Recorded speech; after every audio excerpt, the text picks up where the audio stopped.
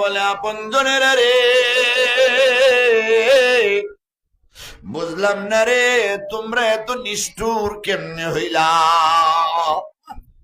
দুনিয়াতে আমারে কেউ গালি দিলে, আমারে কেউ মারলে লাঠি সোডা নিয়ে তোমরা বের হয়ে যাইতা। আমার প্রতিশোধ নেওয়ার জন্য তোমরা পাগল পারা হয়ে যাইতা।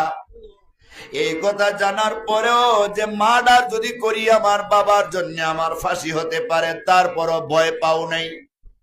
আমার লাইফ সাজা হতে পারে, তারপরও ভয় পাও নাই। আমার পক্ষ দইরা কত মানুষ রে মারছ। আমি আজকে তাকে দেখি আমার কবরে সাপ আর বিচ্ছু কামড়াইবার জন্য কিলবিল করতেছে। আমার কবরে জাহান্নামের আগুন দাও দাও করে জ্বলতেছে। ফেরেশতারা লোহার মুগুর নিয়ে আমারে মারার জন্য দাঁড়ায় আছে।